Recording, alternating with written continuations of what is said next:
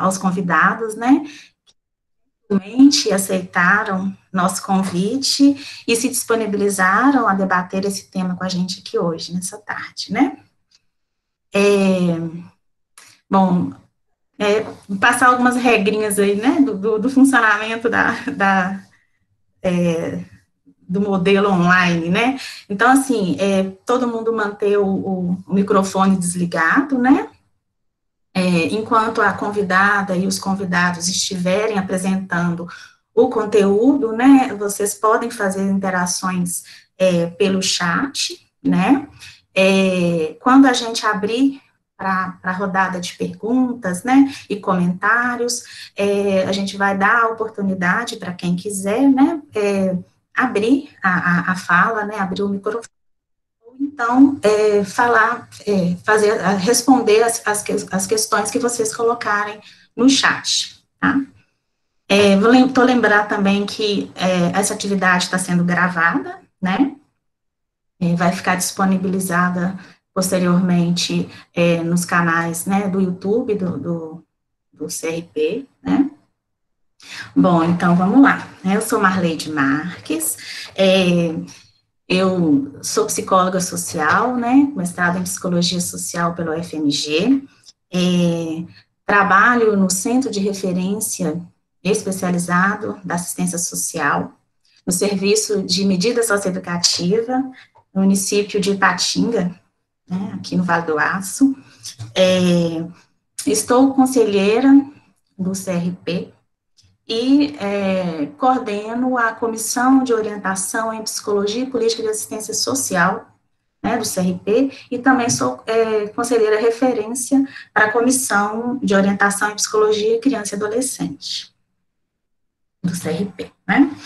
Então, assim, essa atividade aqui, né, dessa tarde, ela está dentro do conjunto, né, das atividades que o CRP preparou para celebrar aí o dia da psicóloga, do psicólogo, né, essa semana da psicologia, né, então, a gente tem várias outras atividades sendo feitas também no site, nas redes sociais, né,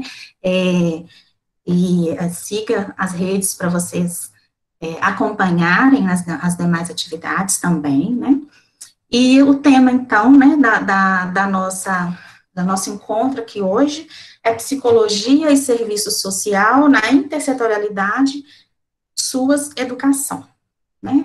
Então, a gente vai dialogar, né, sobre esse trabalho interdisciplinar entre as equipes do SUAS e da educação, e os desafios para o campo das políticas sociais no contexto da implementação da Lei 13.935, de 2019, né, essa lei que recém-aprovada aí, que prevê a presença dos profissionais de psicologia e do serviço social nas redes municipais e estaduais da educação de todo o Brasil, né. A gente não tem dúvida de que a educação brasileira só tem a ganhar, né, em qualidade com a atuação de equipes multiprofissionais, né, interdisciplinar e intersetorial, né.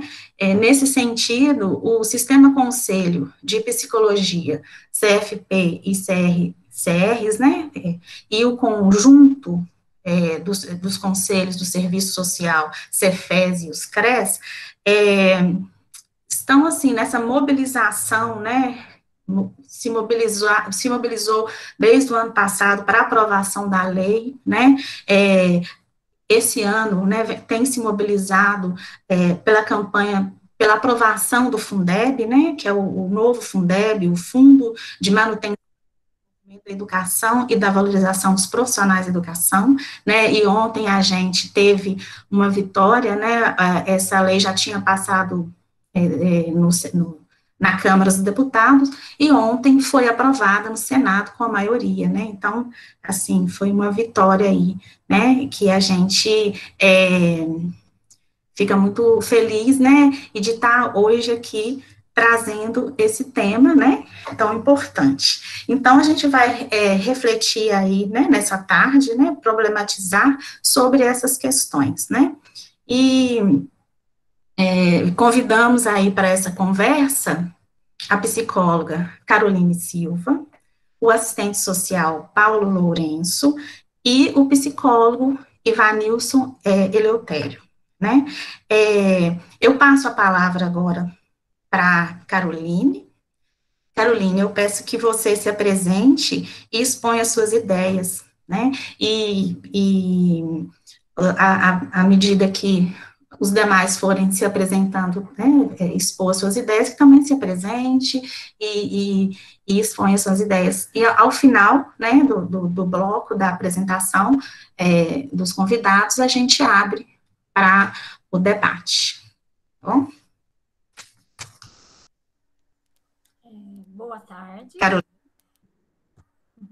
Vocês estão me ouvindo? Se puderem sinalizar se está ok o som.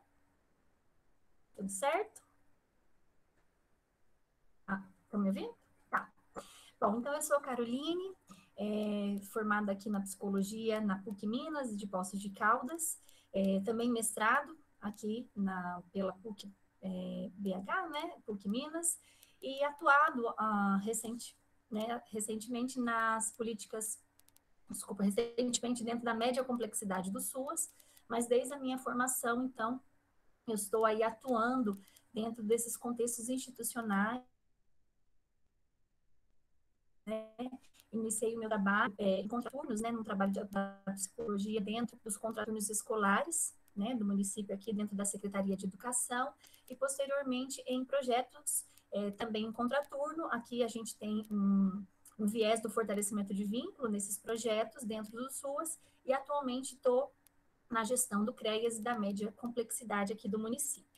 Atuei também dentro dos serviços de alta complexidade, num abrigo institucional, enquanto psicóloga, e vou tentar aí contribuir com vocês nessa tarde. Espero que a gente possa aí ter bons diálogos, né, com um tema tão importante, né, a psicologia e a educação, né, um olhar também dentro dessa intersetorialidade. Eu pensei aqui em um breve roteiro para nortear minha fala, porque eu acho que o objetivo é trazer a prática, né, de como que o SUAS ele dialoga nesse campo junto da educação. E acho importante trazer, né, assim, que a psicologia, ela inicialmente ela é inserida na educação para um trabalho mais do desenvolvimento, né, da criança e do adolescente, né? Ela visava, né, muito esse olhar mais clínico dentro dessa prática, né, pensando nessa dicotomia saúde e doença.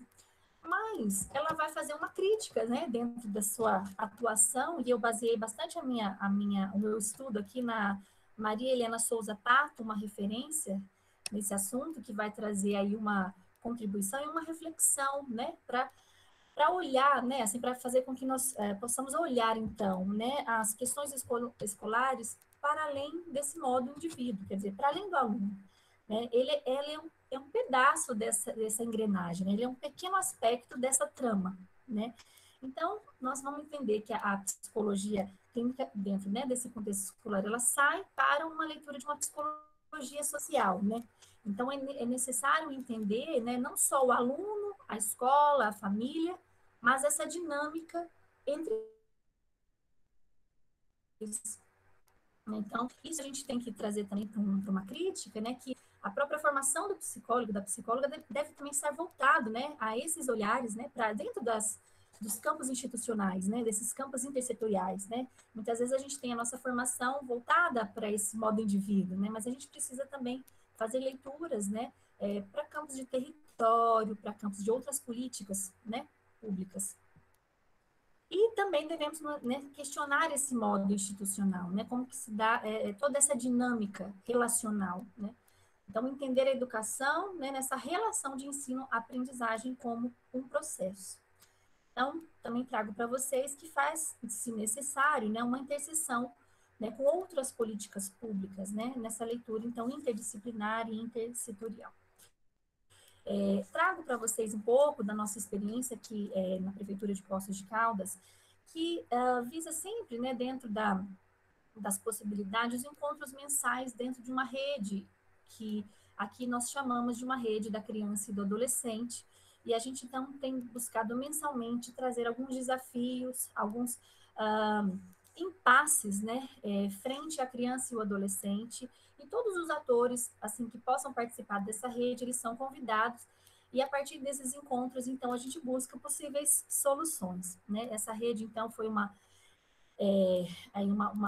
iniciativa, né, desses atores, porque nós entendemos que é necessário esse diálogo, né, intersetorial. Muitas vezes a gente estava com ações muito parecidas, muito aproximadas entre suas e a própria educação, a saúde. Então, nós precisamos alinhar as nossas falas e pensar nesse objetivo comum, né? E, então, a partir dessas reuniões, nós começamos a levantar, então, propostas e, assim, construir fluxos, protocolos, e muitas coisas aconteceram assim de positivo e que eu gostaria de trazer como exemplo. Então, nós conseguimos construir dentro, né, do município um plano, o plano de medidas socioeducativas é um plano, então, para 10 anos. Então, a gente conseguiu convocar a escola, principalmente, a compreender esse adolescente ou essa adolescente nesse momento do cumprimento. Né? Então, era necessário, por exemplo, um professor, um diretor, um coordenador, alguém de uma referência a essa escola, para entender também esse diálogo dentro do SUAS, né? Dentro do CREAS, por exemplo, né? Dentro do judiciário. Então, foi muito importante ter a escola, né, nessa parceria, nessa construção. Outros atores foram convocados, judiciário, a própria saúde, nós tivemos a Secretaria de Cultura, a Secretaria de Esporte, mas foi muito interessante como a escola, a educação entendeu que ela é parte integrante desse processo. Né? Então, o adolescente em cumprimento da medida, ele não é um adolescente do CREAS, né? Ele é um adolescente. Né? Então, tirar também, né, toda essa marca desse adolescente também é importante. É necessário, então, que a escola, como um ponto aí, né, de ligar a família, né? Muitas vezes a família ela está mais aproximada da escola ou ela está mais aproximada de repente da saúde. Então, onde é o ponto que aquela criança, aquele adolescente, né? A gente pode começar um trabalho, né? Que ele se achegue também no seu cumprimento. Então, foi muito positivo toda essa parceria. Dentro também dessa proposta em rede, nós organizamos o plano também das ações estratégicas, né, do programa de erradicação do trabalho infantil. Então, o plano foi feito, né, a partir de muitas mãos, e também como um primeiro diagnóstico dentro da escola, né, junto também dos ESFs na saúde. Foi necessário também capacitar professores, diretores e encontrar também, assim, nesses espaços de ponta também, né, uma leitura sobre a sua responsabilidade também diante dessas situações do trabalho infantil, né? Em que sentido a responsabilidade? Muitas vezes de notificar, né, de trazer o relato, né, de entender se essa criança realmente, ela às vezes ela traz na escola uma situação, esse adolescente. Então, esse plano foi construído, existe uma comissão de monitoramento e a escola, né, a educação está conosco dentro desse plano e desse planejamento, tá? Então, isso é um exemplo, né, que eu trouxe. Nós também tivemos, assim, a oportunidade de, em Poços de Caldas, fazer uma visita em todos os ESFs, falando do nosso trabalho da assistência social. E nós conseguimos também, no mesmo modelo, atingir, né, algumas escolas naquele período que aqui no município nós temos de um horário de estudo dos professores. Então, nesse momento, nós conseguimos falar o que é o CREAS, o que é a política de assistência social, o que é o CRAS. Isso para o professor, né, para a escola, às vezes é um pouco distante. Né? Então, é necessário nós, né, darmos o primeiro passo a esses atores, para que eles possam compreender essa política, que é uma política nova, né? A política de assistência é uma política, vamos pensar, vamos pensar mais nova dentro das demais políticas públicas. Então, é necessário também a gente dar um primeiro passo. E quando eu falo, né, assim, desse primeiro passo, achei interessante que uma professora fala assim para mim numa formação, mas quem é a rede? E eu digo a ela, você, né? Todos nós podemos dar o primeiro passo, né, para movimentar um estudo de caso, problematizar, de repente, alguma dificuldade ao conselho tutelar. A escola traz muita dificuldade em dialogar com o conselho tutelar. né, entender as medidas de proteção. Então, às vezes, até o próprio acolhimento institucional, a escola ela deve ser parceiro nesse processo da criança, quando muda de território, muitas vezes. Então, é necessário ela entender todo esse fluxo também em rede, né? Então, esses foram exemplos que eu dei, né? E trago um recente agora, da pandemia, que nós fomos convidados pela educação, a partir também dessa reunião mensal da rede. Então, isso foi problematizado na reunião, a necessidade de uma busca ativa aos alunos nesse momento da pandemia, crianças e adolescentes que neste momento não acessaram mais a escola, nem via física, né, de ir lá buscar o seu material, nem via celular, internet, enfim. E então iniciou, né, na prefeitura aqui do município, através de um programa da Unicef, que é a busca ativa escolar em crises e emergências, é uma ferramenta gratuita, junto com o Colegiado Nacional de Gestores Municipais, né, da assistência, a União Nacional dos Dirigentes Municipais de Educação, junto do Conselho Nacional de Secretarias Municipais de Saúde e o Unicef. E nós fomos convocados, então, enquanto assistência social, a auxiliar nessa busca ativa. Então, se uma criança chega no CRAS, no CREAS, uma família que tem uma criança, nós devemos identificar se essa criança está acessando a escola, qual é a dificuldade, o porquê, de repente, ela não conseguiu acessar os materiais, né? Então, a gente também está como um parceiro neste momento, né, da educação, e também, enquanto território, auxiliando, né, nas mudanças de endereço. Então, muitas famílias mudaram nesse momento, né, da pandemia, situações econômicas. Então, nós também temos auxiliado também, né, enquanto parceiros, a escola neste processo, tá? Não sei se eu venci meu tempo, mas tentei trazer aí para vocês alguns exemplos e principalmente dizer, né, que faz parte também da política de assistência social irmos também, né, auxiliar os nossos atores, né, os nossos parceiros sobre o que é a nossa política, né? Então, acho que faz parte, então, né, estar aqui, estar na escola, estar na saúde, dizer um pouquinho do nosso trabalho. Obrigada, Carolina, pelas suas exposições. Depois vamos conversar um pouco mais sobre esse programa aí, achei interessante, né, que você fala de busca ativa nesse momento de pandemia, né, que os estudantes estão tendo que fazer atividades online, né, e muitas dificuldades estão aparecendo, né, principalmente os estudantes que são usuários, né, do SUAS, né, dificuldades tanto com o equipamento, né, quanto com a possibilidade de obter ajuda, né, de outras pessoas na casa, enfim. Obrigada, e depois a gente conversa um pouco mais sobre isso. Passo a palavra agora para o Paulo. Paulo, por favor. Sim. Boa tarde a todas, todos. Parabenizar a todas pelo dia de vocês.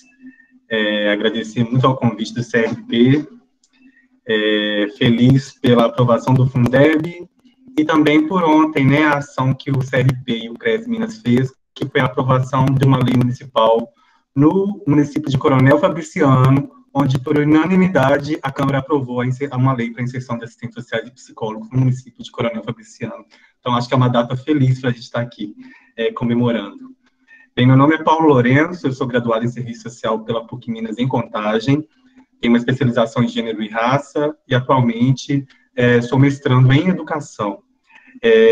Sou conselheiro do CRES e atualmente coordeno a Comissão de Serviço Social e Educação. Trabalho como assistente social do Instituto Federal de Minas Gerais desde 2014 e há 5 anos estou como diretor de assuntos estudantis do Instituto Federal de Minas Gerais. A minha relação com a psicologia, ela começa desde o estagiário e com a assistência social também em Betim, onde eu fui estagiário da política do SUAS, né, da assistência social, e lá com a Maria Cristina e a Maria Luísa Garcia, a Lulô e a Cris, muito amigas também, atualmente com o núcleo de psicólogos do IFMG, E recebo na minha casa quase todos os dias o Luiz Henrique e o Celso Todinho para poder discutir serviço social, psicologia, educação. Embora não os conheçam pessoalmente, talvez sejam as pessoas que mais estão dentro da minha casa nessa telinha aqui. Então, sinto muito à vontade de estar aqui conversando com vocês sobre isso. Bem, a atuação, né, da interlocução entre a política do SUAS e também a de educação, eu vivenciei enquanto estagiário e também depois enquanto trabalhador no CRAS Alto Boa Vista de Betim, onde eu fui referência do projeto do Projovem Adolescente. No CRAS, eu trabalhei muito essa dimensão, que são assistência social, tem muitos projetos que se articulam, né, entre a face da educação e a face da assistência social. Dentro disso que a Carolina colocou, Carolina colocou logo no início, a gente não trabalha o sujeito isolado, né, numa demanda isolada, a gente articula todas as políticas possíveis para o atendimento daquele sujeito. Então, essa lei 13.935, que pede, né, a prestação de serviço de assistentes sociais e psicólogos dentro da escola, é justamente para fortalecer isso que já vem sendo desempenhado também pela política do SUAS, que é depois trazer algumas especificidades que enriquecem, né, ter esse profissional na educação e a necessidade dele também se articular com os profissionais que estão nas demais políticas. Essa dificuldade, né, esse trabalho, né, ele vai estar não só na metropolitana, mas também em aspectos do interior. Eu tive atividades onde foi bastante custoso não ter profissionais na educação no interior, quando eu trabalhei no serviço volante de distritos em Mariana. Trabalhei por um tempo lá, inclusive naquele distrito Bento Rodrigues, que teve aquela questão da barragem lá da Vale. Então, a escola era o principal ponto de referência para nós que estávamos no CREAS. Essa articulação que a Carolina colocou era de suma importância. Eu só tinha acesso, enquanto profissional do SUAS, às pessoas através dessa articulação com a escola, porque aí era um movimento contrário. A escola que estava presente num lugar onde não tinha o SUAS é quem me dava orientação, quem me dava informações para que eu pudesse atuar nos casos que eu estava ali como referência, tanto no CRAS e depois também eu pude atuar no CREAS. Então, sempre essa complementariedade, de forma complementar, as informações chegam para esses profissionais, tanto do SUAS quanto da educação, para que as intervenções que vão ser realizadas e propostas com essas famílias cheguem de uma maneira assertiva. Porque no ambiente escolar, que é o ambiente onde nós passamos a maior parte da nossa vida, haja vista que muitos de nós ainda estamos nele, né, estamos estudando, é o momento onde, o período da vida onde a criança, o adolescente, o jovem vai passar a maior parte, e ali provavelmente pode ser o lugar aonde as demandas primeiro irão chegar. O CRAS costuma ser a porta de entrada das famílias que vão até o CRAS, né, das famílias que por alguma necessidade social, econômica, vão buscar o CRAS. Mas há famílias que não chegarão ao CRAS, e são público do CRAS, mas na escola a demanda aparece. Na escola, alguma observação feita, né, através da sua vivência, afinal de contas, na escola as pessoas estão um pouco mais livres, elas estão um pouco mais destemidas e no processo de ensino, de aprendizagem, a sua dificuldade, ou a sua própria forma de relacionar com as pessoas, pode aparecer ali demandas que podem ser articuladas ao SUAS, à saúde e também à educação.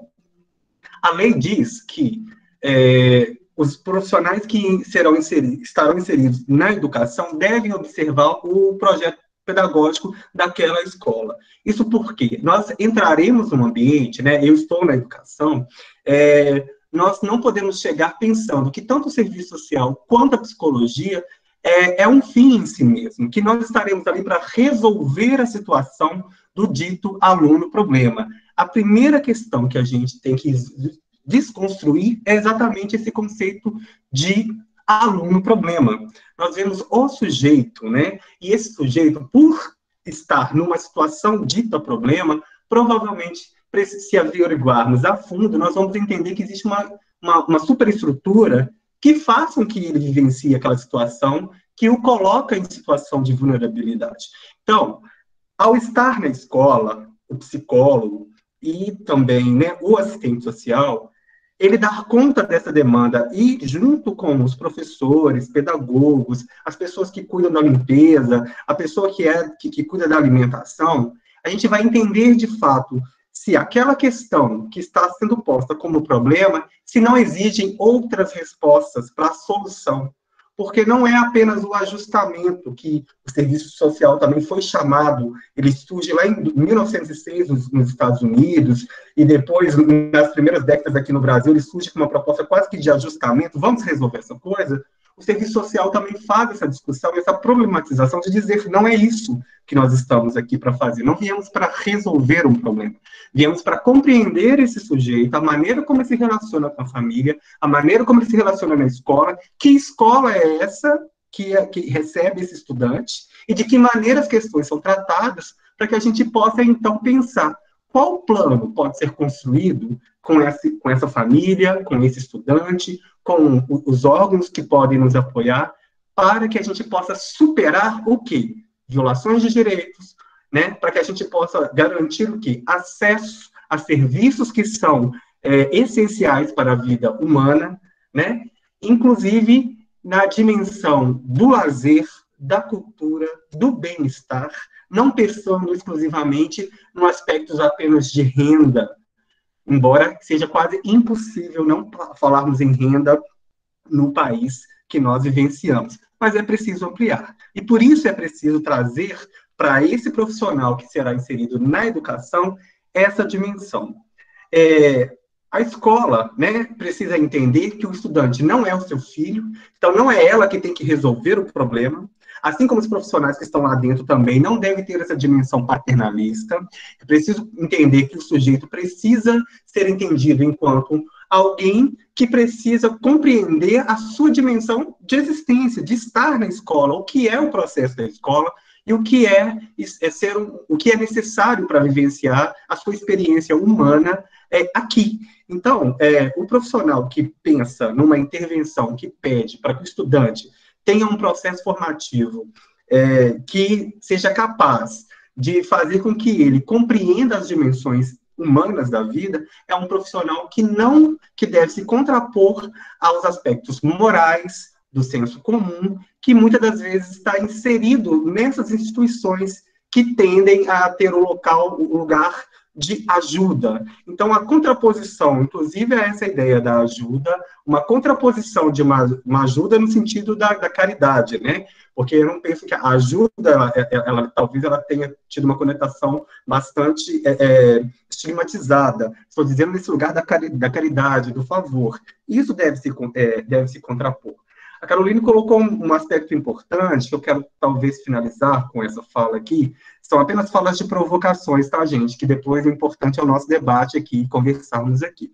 A relação com o Conselho Tutelar, e aí eu vou trazer para outras instituições também, não deve ter esse viés da punição, não deve ter um viés para a resolução de questões por medidas que, na verdade, às vezes nem cumprem o seu papel socioeducativas.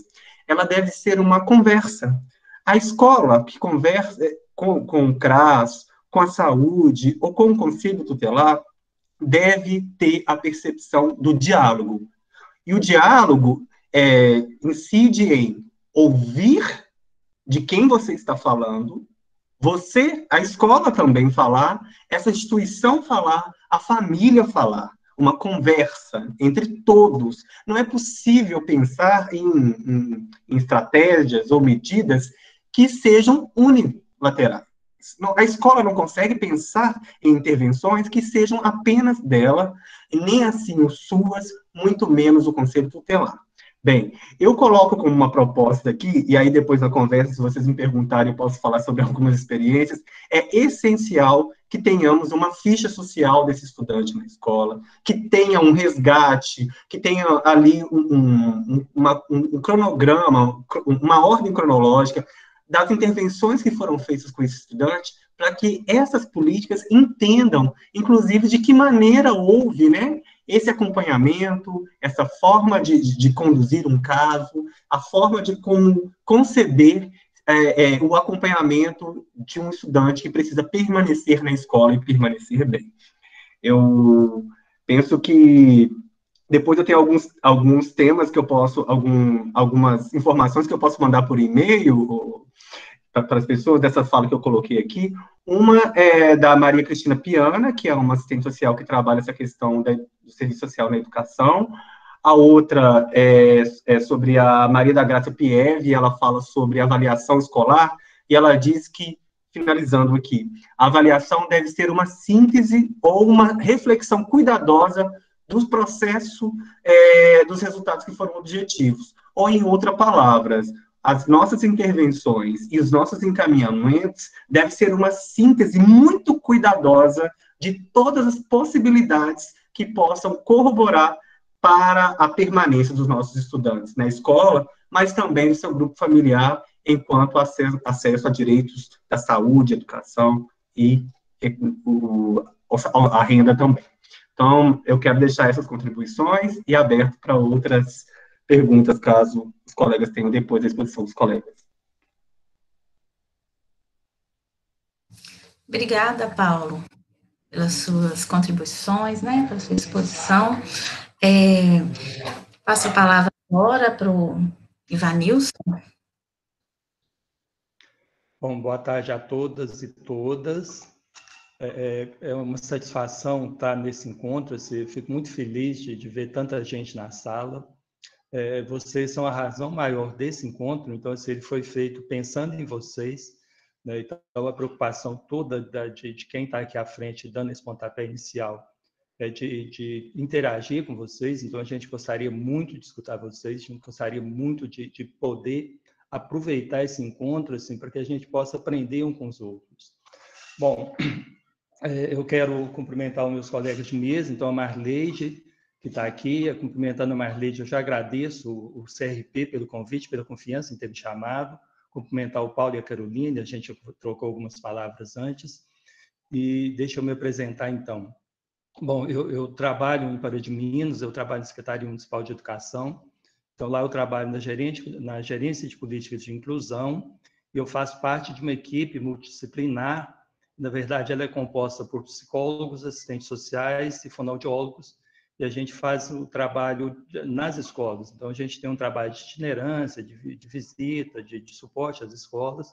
Então, basicamente, nós trabalhamos batendo perna. Então, são poucos momentos que embora a gente esteja ligado na gestão, são poucos momentos que a gente está, né, lá no órgão gestor. Aqui em Pará de Minas são cerca de 47 unidades escolares, que vão desde creche até o ensino fundamental. Então, é essa rede que está sobre a nossa responsabilidade de cuidar, de dar alguma assistência. Bom, as demandas da educação são diversas, são múltiplas, então tem muito que se fazer. Com relação a esse trabalho na interface, por sorte eu já tenho o privilégio de trabalhar com assistente social na equipe, então a gente já vem se acertando há bastante tempo, né? Então essa equipe ela já vem caminhando junto assim há cerca de 7, 8 anos, então a gente já conseguiu se organizar um pouco melhor para que a gente não fique fazendo retrabalho. E eu queria, então, assim, que a gente pensasse um pouco nas possibilidades, nas diversas demandas que a escola apresenta. Muitas delas talvez não sejam para a gente, então assim, a gente não vai atendê-las, mas a gente precisa acolhê-las, a gente precisa saber escutá-las e saber dar o direcionamento correto para que a gente também não fique, né, naquela atitude de empurrar um para o outro e nunca se chega a lugar nenhum. Então, é preciso que a gente tenha uma escuta bem interessante e que a gente conheça bem a rede, conheça o funcionamento da rede para que a gente possa fazer os direcionamentos corretos, os direcionamentos adequados. Eu tenho para mim que todo trabalho que se realiza dentro de uma escola, né, falando mais do campo da psicologia, que é a minha área de atuação, ele precisa ser pensado no tripé que seria família, escola e aluno. Então, é nesse tripé, né, que deve sustentar qualquer tipo de trabalho, e é claro que esse tripé ele é pensado em todo aquele contexto, né, que envolve onde você está. Então, sei onde a escola está inserida, qual bairro que é, quais as características daquele bairro, quais as vulnerabilidades que tem lá, quais as potencialidades que tem lá, em qual município que se encontra, que rede de serviço você dispõe dela, como você pode trabalhar. Então, assim, se a gente der conta de pensar né, que as nossas ações no campo da educação, ele precisa levar em conta esse tripé, né, então eu acho que talvez seria um bom caminho, tá? Então, assim, eu não quero mais delongar muito, até porque eu não trouxe nenhuma fala preparada nem estruturada, porque eu estou muito mais interessado no debate. Assim, eu queria que a gente aproveitasse esse tempo aqui para a gente interagir. Né? Acho que já deve ter alguma coisa aí no chat, as pessoas já devem estar fazendo comentários, perguntas. Então, acho que a gente podia abrir direto para isso. Pode ser, Marleide? Sim, Paulo. Desculpa, Danilson. Pode sim. E assim, acho que essa é a questão, né? O grande desafio, né, para o trabalho intersetorial, né? Conseguir articular, né, equipes multiprofissionais no trabalho interdisciplinar, e conseguir chegar, né, fazer essas intervenções, como você colocou, né, que sejam voltadas, que englobem a família, a escola, o estudante, ali no seu território, né, no seu espaço de convívio, e conseguir articular todas essas políticas e esses equipamentos, né, que existem ali nesse território, né, eu acho, assim, que é um grande desafio, né, mas é o caminho, né, eu acho que é o único caminho possível para a gente realmente construir uma educação de qualidade, né, e que não culpabilize a criança e as famílias, né, pelas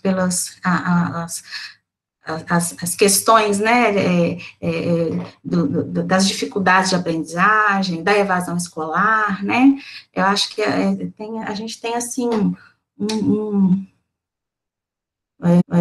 caminho bem longo a percorrer, né, eu acho que a aprovação dessa lei foi, assim, veio num momento muito importante, né, bem lembrado aí pelo Paulo, ontem também a gente teve essa vitória lá na Câmara, né, da PL passou na Câmara de Fabriciano, aqui pertinho de Patinga, né, e eu tinha até me esquecido, né, bem lembrado, Paulo, ontem foi realmente um dia feliz para nós, né, da educação, né, e da psicologia, do serviço social.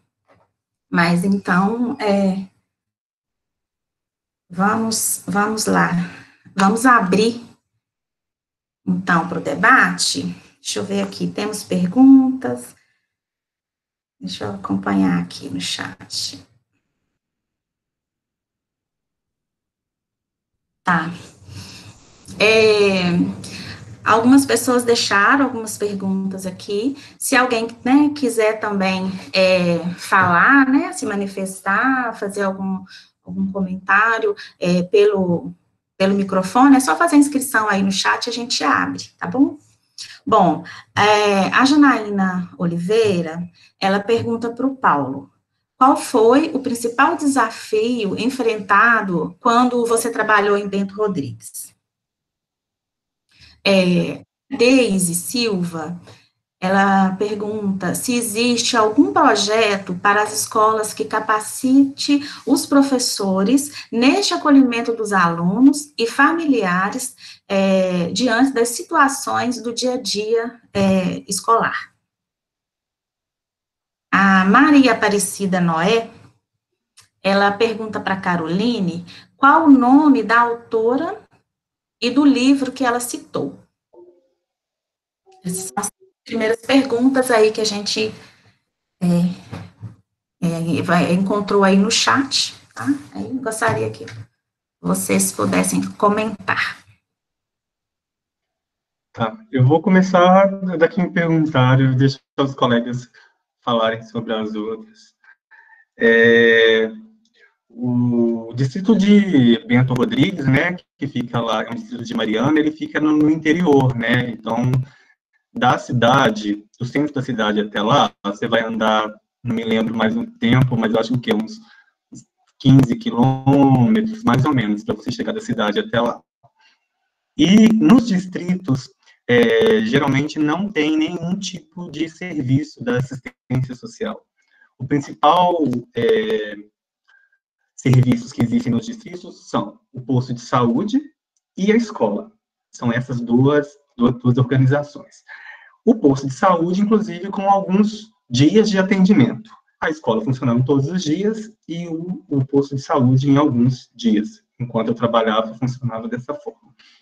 Então, a maior dificuldade que a gente apresentava-se, né, era o seguinte: primeiro, que tudo se resumia numa dependência inicial do público que era mais vulnerabilizado, né, que tinha uma dependência de renda, sobre a pouca capacidade de locomoção desse público, né, para poder chegar até a cidade e ter acesso a serviços. A própria questão do emprego também era uma questão bastante limitadora. Nem todas as pessoas conseguiam ser absorvidas pelas mineradoras, né, porque exigia algum grau de instrução que era necessário, e geralmente, né, nem todos tinham essa capacidade, estavam, né, nesse nível que era o exigido. Então, a gente enfrentava uma questão de precariedade de acesso ao serviço. Então, a nossa capacidade, enquanto assistência social, né, de chegar até lá, também era muito pequena. Eu ia nesse distrito a cada 15 e algumas vezes a cada 30 dias para fazer o atendimento. Eu ficava o dia inteiro no distrito, almoçava na escola, inclusive, que não tinha nem restaurante para comer, e fazia uma visitação em todas as casas. Então, quando eu tinha casos que demandavam um encaminhamento, um acompanhamento mais aproximado, aí estava o grande gargalo, que era de ter a capacidade de fazer propostas de intervenção com uma família, traçar um plano de acompanhamento, mas ter a capacidade de estar lá mais vezes. Então, o número de pessoas era mais reduzido, porque nós éramos uma equipe de 5 pessoas para quase 10, 11 distritos em Mariana inteira, então a gente não tinha capacidade de ir em todos sempre. Mas aí eu coloco, essa é a principal dificuldade, mas o meu principal ponto de apoio era a escola, porque para ter informações das pessoas com quem eu atendia, ou era com a direção da escola, ou um professor que era referência da escola e às vezes morava no centro de Mariana. Então, essa possibilidade de criar essa articulação do SUAS, né, onde eu estava inserido com a educação, eu vi através da escola. Então, embora fosse um ponto de dificuldade o acesso a essas pessoas pela assistência, mas eu conseguia, de alguma maneira, pela escola, chegar através dos professores, ou, de repente, um líder comunitário. É muito importante que a gente identifique outras pessoas que possam colaborar, que não estejam só nas instituições ditas formais, né? Um líder comunitário, pessoas ligadas, às vezes, à própria igreja, podem ser esses parceiros para trazer até a gente informações e a gente, então, pensar. Então, posso dizer que, talvez, a distância e a precariedade de alguns serviços lá tenham sido as maiores dificuldades.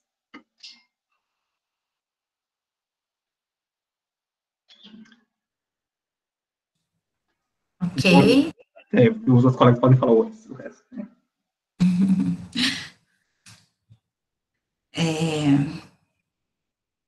Quer que eu fale o nome da autora? Uhum. É uma tese da Maria Helena Souza Tato, e ela chama Psicologia e Ideologia, Reflexões sobre Psicologia Escolar. Bom. Então, a pergunta da Deise, se existe algum um projeto para escolas que capacite professores, neste acolhimento dos alunos e familiares diante das situações do dia a dia da escola. Alguém gostaria de responder? Bom, eu sei que está tendo algumas iniciativas, né? Então tem alguns grupos estão produzindo algumas referências, algumas diretrizes, algumas orientações gerais, mas eu acredito assim que cada cidade assim tá se organizando da maneira que achar melhor assim. Então fica muito, depende do contexto, depende da situação, depende do município. Aqui em Pará de Minas, até onde eu sei, não se tem um estudo ainda muito profundo sobre isso, mas eu sei que as escolas já estão pensando, assim, através dos órgãos gestor, né? Então as escolas já estão pensando como vai ser esse retorno, como que pode acontecer, quais são as ações possíveis.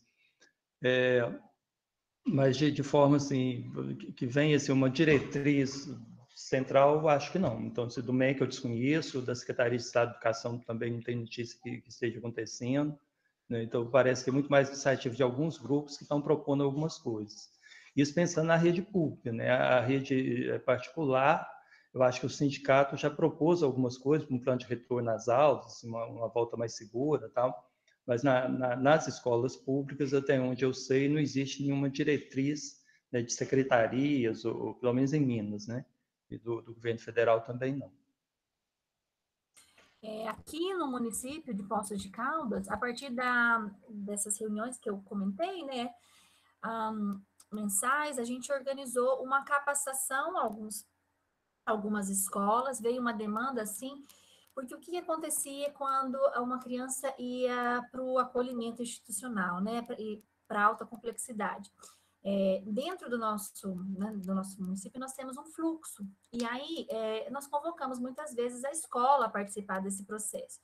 E havia muitas vezes um certo preconceito com a família, dizendo assim, não, melhor estar lá na casa lar, melhor estar acolhido. Então, a partir dessas leituras, né, então a gente achou importante estar ouvindo esses professores, né, e também auxiliando, né, nessa compreensão sobre família. Porque, até o que nós entendemos, né, dentro da centralidade da família na política, quer dizer, a gente vai dar aparato para a família cuidar dos seus, né, não é o Estado tutelando, enfim.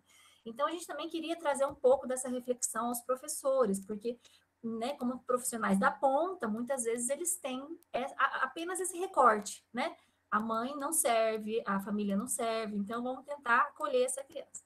Então, o que a gente tentou nesses encontros?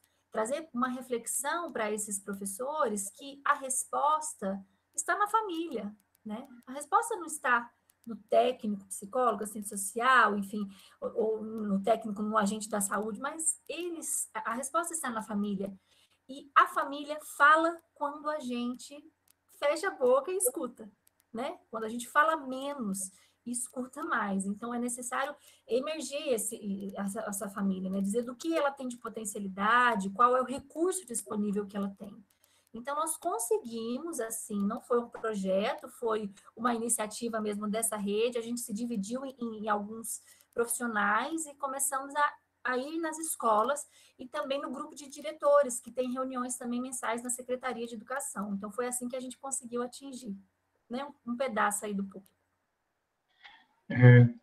Isso vai acontecer em cada município, né? Vão ser experiências que a gente não consegue dimensionar, como os colegas colocaram, não existe um projeto nacional, mas os profissionais que estão aqui, né, que nos ouvindo, se porventura estão inseridos no CRAS, estão inseridos no CREAS, é uma importante proposição a ser feita, principalmente na rede, nos encontros da rede intersetorial, de fazer essa proposta, né, na rede intersetorial, geralmente cada um apresenta o serviço que faz, e aproximando-se da educação, eu acredito que é uma demanda que ajudaria na resolução, na minimização de muitas intervenções que podem, às vezes, não surtir efeito. Então, como a Carolina colocou, essa iniciativa de conversar, de ir e de se apresentar, inclusive colocando a família também como parte da resolução dessas questões, eu acho que é uma excelente proposição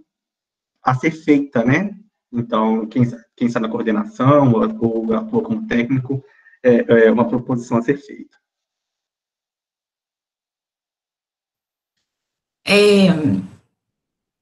O Celso Tondim, ele pede para falar um pouquinho mais sobre o que se ocupam especificamente as equipes no SUAS e na rede de ensino e sobre o que é comum a estas duas equipes. Enfim, quando se encontram e quando não se encontram. Entendeu? Quer falar, Carol? Nossa, Carolina, a gente completa. Bate bola. Assim, eu acho que o desencontro, muitas vezes, eu acho que se dá na própria, nesse anulamento do sujeito, da família, né? Então, às vezes, eu acho que pode, assim, ter essa discrepância nas opiniões, né? Quando a gente não faz uma leitura onde a família possa aparecer, né? Como eu falei anteriormente. Então, assim, eu acho que a escola, ela está se chegando ao território, né, quando nós convocamos, quando o CRAS convoca, quando os agentes de saúde convocam. Então, esse ponto comum, que eu acho que são estudos de caso, né, projetos assim, comunitários, né, como a gente está trazendo agora essa situação aqui, né, da busca ativa, né. Então, pontos comuns de profissionais, né, da educação, assistência, enfim, eu acho que quando a gente deixa a família aparecer no seu contexto, vamos pensar no seu empoderamento, né? Então, assim, eu ainda noto muitos técnicos e profissionais, assim, sempre com certo julgamento, sempre com certo, assim, posicionamento da família, ou seja, essa família não serve para o cuidado, né? E nós, enquanto assistência, defendemos a família, né, nessa centralidade, como eu falei, né, nessa potência, quer dizer, ela vai dar conta na medida que ela pode, assim, ela vai... O jeito de cuidado não é o meu jeito de cuidar, daquilo que eu tive de referência. Então, acho que o que eu entendo da política de assistência, né? E vou levando onde eu passar. Nós precisamos desconstruir um pouco, né? O nosso formato, assim, né? No sentido familiar, quer dizer, não existe um padrão, uma família desestruturada, né? Eu sempre falo, existem famílias nos seus mais diversos arranjos. E eu acho que um ponto comum é a gente potencializar essa família, né, na sua função de proteção, na sua função, né, de proteção mesmo, de cuidado dos seus.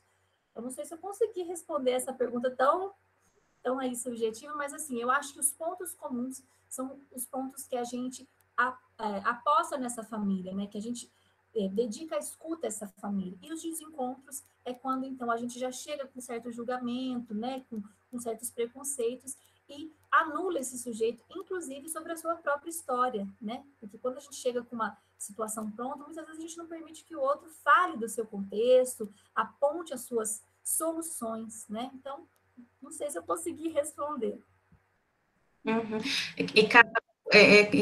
Complementando, né, sua fala um pouco, dessa questão, assim, às vezes, o olhar que a escola tem, né, para a família, como você disse, às vezes esperando ali um modelo ideal, né, ou então um olhar até, às vezes, vou usar a palavra de preconceito com o usuário do sistema, né, eu falo os adolescentes em cumprimento de medida socioeducativa, né, eu trabalho no serviço de medida, e a gente tem parceria com as escolas, né, é muito importante, né, o serviço de medida socioeducativa, ali no CREAS, a gente está fazendo o papel da articulação, né, não estamos institucionalizando o adolescente dentro do CREAS, dali para fora, né, então, o nosso papel é articular essa rede, né,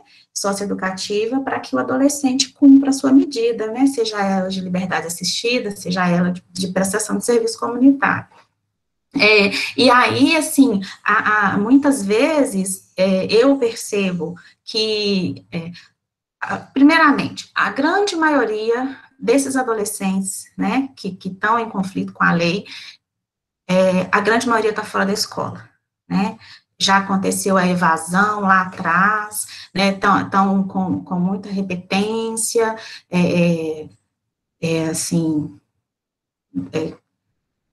a educação, né, tá ali no ensino fundamental ainda, e já, tipo assim, com idade, tá com 15 anos no terceiro ano, quarto, né? Enfim, tá muito inadequado a faixa etária para a escola, e aí, muitas vezes, quando a gente vai para dentro desse eixo de educação, retomar, né, que esse adolescente volte para a escola, né, que ele retorne para a educação, muitas vezes as escolas também ficam lá, não, tipo assim, é problema, né, eu já não quero aqui, aí fica jogando para lá, põe o aluno lá, enfim, tem um certo preconceito, né, com esse adolescente, esse perfil desse adolescente, infelizmente. E assim, a gente precisa conversar muito, assim, acho que a educação e o serviço de medida socioeducativa tem que estar, assim, o tempo todo muito afiado, muito alinhado, né, para que a gente consiga realmente possibilitar que esse adolescente consiga romper, né, com o ato infracional e construir outros projetos de vida, né, e a escola é fundamental, isso aí. E só completando, assim, que eu acho que entra na pergunta e completando a sua fala, quando nós fizemos os convites para organizar o plano decenal da medida socioeducativa, os atores, eles acharam que eles eram, assim, convidados, assim, né, então, assim, o que eu tenho que fazer, né, quer dizer, então a gente traz o que você vai fazer, porque você é parte do processo. Então, esse é um ponto comum também, né? A gente entender que faz parte desse processo. Então, estamos fazendo um recorte dos adolescentes em cumprimento. Mas, assim, existe toda uma responsabilidade, né, diante dessa família, desse indivíduo, enfim. Então, assim, só trazendo isso, que eu acho que o ponto comum é nós sentirmos, assim, responsáveis, né, por essa atuação, por essa intervenção, mediação, né? Na perspectiva do ensino, de pontos que sejam comuns, né, tanto suas quanto que o processo educacional, nós trabalhamos com fortalecimento de vínculos. Então, é super importante, tanto para a escola quanto para a assistência social, que haja um fortalecimento de vínculos entre esse estudante, não, ou essa, né, com a sua família, porque o processo de ensino-aprendizado dele vai depender muito de como essa família se organiza, de que maneira ela dá sentido à educação, né? Os dados de uma pesquisa por domicílio de 2019, né, que é o PNAD, fala que 50 milhões de jovens na faixa de 14 a 29 anos estão fora da escola. 39% porque precisa trabalhar, ou 29% porque não tem interesse. E aí eu quero focar. Por que ele precisa de trabalhar? Talvez seja um pouco mais claro para a gente, mas pela falta de interesse, é bastante preocupante entender o que essa escola não oferece, que não lhe provoca interesse. Então, é uma questão para ser debruçada pelos educadores e também pelas outras políticas. Que sentido a educação tem para essa família? Né? De que maneira isso ressignifica também para o estudante não ter sentido na escola e querer evadir? Né? Querer no sentido bem figurado, porque ninguém quer invadir. De que maneira essa pessoa evade? Então, acho que um ponto comum, tanto para o SUAS quanto para o ensino, é de que a gente não quer, inclusive, que esse estudante evada da escola, porque a permanência dele na escola também diz respeito a possibilidades novas para aquele grupo familiar. E o SUAS vai defender isso. Temos um programa igual o Bolsa Famílias e outros programas que vão colocar condicionalidades vinculadas à educação. Né? Acho que a gente vai, de fato, às vezes, não ter pontos comuns quando a escola ou o SUAS pensa que para essas questões teremos respostas endógenas, né? Onde só a educação consegue resolver ou só o SUAS consegue resolver. A gente se distanciaria aí por essas práticas. Sim. Eu posso comentar um tempo ainda? Sim, sim. Primeiro, eu acho que a pergunta do Celso é difícil, não vou te responder. É bastante complexa, assim, acho que não se responde ela facilmente. Bom, eu entendo que o público é o mesmo, então, é o mesmo Joãozinho que está na escola, uma hora ele vai estar no CRAS, vai estar no projeto social, vai estar no CREAS, vai estar na pracinha jogando bola, vai estar trabalhando de aviãozinho. Então, se elas se encontram na perspectiva do sujeito, é aquele sujeito que está ali diante de mim, né, e que eu preciso atender alguma coisa, eu preciso acolhê-lo, eu preciso trabalhar com esse sujeito. Eu entendo também, assim, pensando na questão da psicologia escolar, assim, a psicologia escolar está muito mais preocupada com as relações que se dão dentro da escola, dentro do contexto que envolve, né, o processo educacional. Então, o nosso olhar seria muito mais voltado, né, para as relações que acontecem lá dentro. Então, nesse sentido, eu pensaria assim, que as coisas que forem possíveis resolver dentro da escola, né, que são de competência, né, do profissional, né, então, naquele sentido, eu acho que é tarefa dele se debruçar em cima daquilo. É claro que ele não faz isso isoladamente, é claro que ele precisa lançar a mão dos recursos que tem disponíveis ali, naquele contexto, naquela comunidade. Então, ele pode precisar do CRAS para ir lá na escola fazer uma roda de conversa com os meninos, ele pode precisar do CREAS para ir lá naquela escola fazer uma roda de conversa com os professores. Então, assim, a gente pode lançar a mão de diversos equipamentos, diversos serviços que a gente tem à nossa disposição. Mas chega um determinado momento quando aquilo já não é uma responsabilidade nossa. Então, tipo assim, talvez aquela criança, isso eu posso falar da psicologia, aquela criança que precisa de um tratamento, né, aí já não é com psicólogo escolar. Né? Então, eu preciso fazer com que aquela criança chegue ao serviço. A gente pode até pensar assim, que seja um encaminhamento implicado. Né? O que seria essa implicação? Assim, encaminhou, mas enquanto aquele sujeito não chega ao serviço, não é acolhido, não começa, né? Então, assim, eu estou implicado naquele atendimento, né? Eu estou implicado naquele encaminhamento que eu fiz. Eu penso que talvez, não sei, talvez eu possa estar errado, mas aqui a gente trabalha muito mais ou menos assim. Aquela família que precisa de um acompanhamento sistematizado, sistemático, né, pelo serviço social, muitas vezes ela é referenciada no CRAS. Né? Então, assim, o assistente social faz essa troca. Agora, eu acho que depende muito também, assim, não só das políticas, mas depende dos profissionais que estão ali na ponta, executando aquela política. Tem profissionais que gostam de abraçar mais aquilo, que tentam resolver sozinhos, assim, é o jeito deles trabalhar, assim, não estou falando que está errado. E outros profissionais que não. Então, assim, eles têm uma interlocução melhor com a rede, eles têm uma facilidade de inserção melhor, né, com os outros profissionais. Então, a gente consegue fazer um trabalho muito em sintonia. Eu acho que o caminho, todos falaram mais ou menos isso, assim, é o diálogo mesmo. Então, assim, a gente precisa conversar bastante com os colegas, conversar bastante com os serviços. Os municípios que têm a reunião de rede, né? Então, por exemplo, para de Minas tem. Esse é um avanço enorme. Então, se você discute estratégias, você discute políticas, você trabalha com as questões de território, você trabalha com matriciamento. Então, muitas coisas a rede ajuda a gente nesse sentido. Então, assim, eu não sei se consegui responder a pergunta do Celso, né? E para te falar a verdade, eu não sei nem se ela tem uma resposta exata, né? Porque realmente ela é bem complicada. Talvez a gente gastasse aqui assim, uns 3 encontros iguais esses, né? Só para pensar, né? Para ver se a gente conseguisse construir, né? Uma resposta, né? Para isso, para essa provocação que o Celso fez. Verdade. Bom, gente, eu vou fazer mais um bloco aqui de perguntas, porque tem mais coisas no chat. A Milena Matos, ela pergunta, essa lei obriga que tenha em cada escola particular e pública uma psicóloga, ou será uma representante por Secretaria de Educação? A Rafaela Silva pergunta, a lei foi aprovada para a nossa alegria, mas agora, quais são os próximos passos? Como e quando serão inseridos os profissionais da psicologia e do serviço social na educação?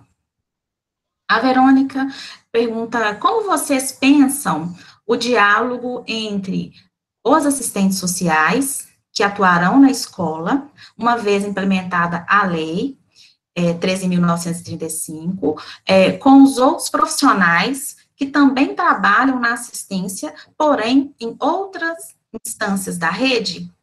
Gostaria de saber mais sobre a natureza desses novos diálogos que agora serão possíveis. Bom, a Milena, né, a questão da lei, como que ela vai ser implementada? Se a lei obriga, se eu acredito que não, todas as vezes que eu li, o Paulo pode ajudar, que ele está mais por dentro do que eu, mas não obriga. né? Acho que isso depende muito da característica de cada município. Então, por exemplo, um município grande, né, ele consegue fazer isso de uma forma mais tranquila, talvez. Um município pequeno, né, ele vai ter muito mais dificuldade, eu imagino. Embora o Fundeb agora ele já tem já vai dar um up nessa possibilidade, assim, porque agora tanto psicólogos quanto assistentes sociais eles são profissionais de educação, então o Fundeb pode ser usado para custear, para pagar o salário dessas pessoas. Mas a lei não fala isso, né? Então a lei não obriga, ela fala que tem que ter o serviço, mas ela não estipula assim quantos psicólogos precisa ter, quantos assistentes sociais precisa ter. Então, acho que isso, cada cidade vai construir o seu projeto de lei, e isso tanto o CRES quanto o CRP, né, eles estão atentos, eles são vigilantes, estão atuantes. Já respondendo a pergunta da Rafaela, né? Então, assim, já está havendo diversas articulações, elas estão sendo feitas conjuntamente, né, tanto pelo CRES quanto o CRP, né, no sentido de ir até as cidades, conversar com os vereadores, conversar com os prefeitos, com os secretários, né, para tentar fazer com que cada município tenha sua própria lei, para que cada município, assim, pensando na característica daquele município, pensando nas condições daquele município, ele faça uma lei própria, né, que coloque para aquele contexto, né, qual que seria a melhor solução, qual que seria a melhor forma, né, de colocar em prática essa lei. Uma lei, por exemplo, que ela é pensada, foi aprovada ontem lá para Coronel Fabriciano, né, fruto também, né, de uma articulação grande dos conselhos, né, de serviço social e de psicologia, né, talvez ela não se vista aqui para de Minas, né?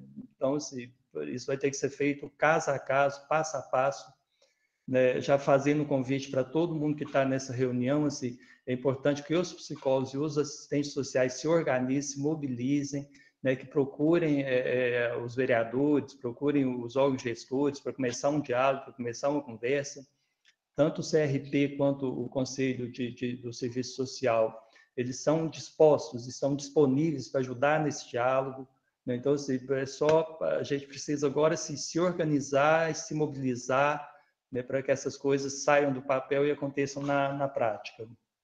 Mas já está tendo muita ação nesse sentido. É exatamente isso que o Ivanilson disse.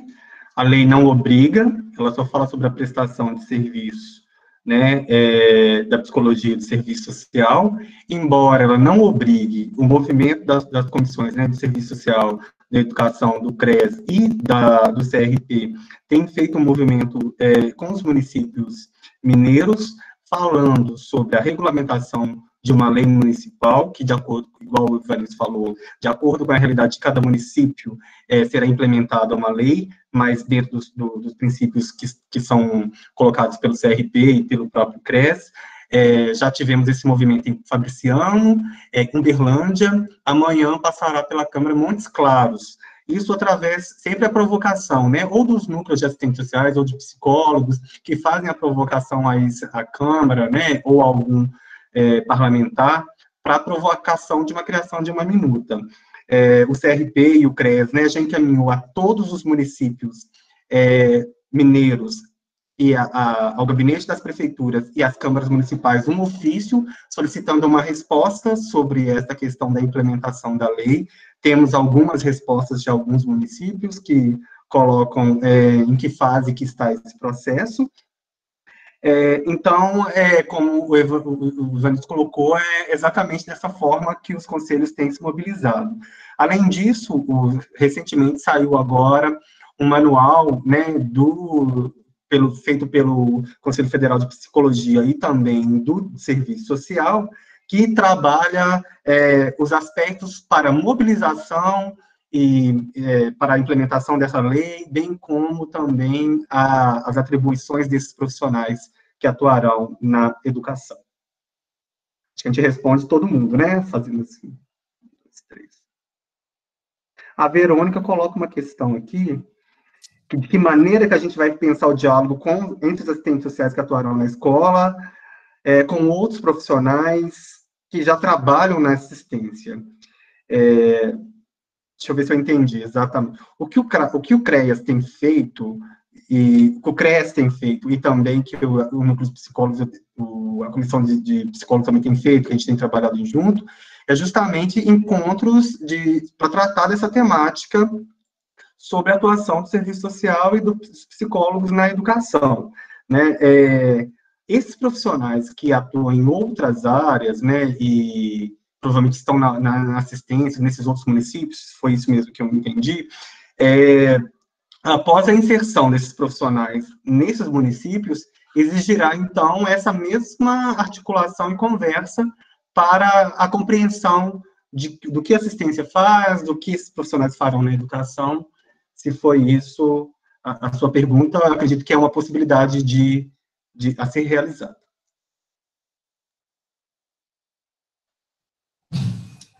Ok.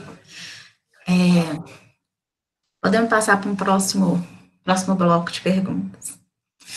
Bom, a Laís Fortunato, ela pergunta para o Ivanilson, você pode falar, por favor, como está a atuação do psicólogo escolar durante a pandemia?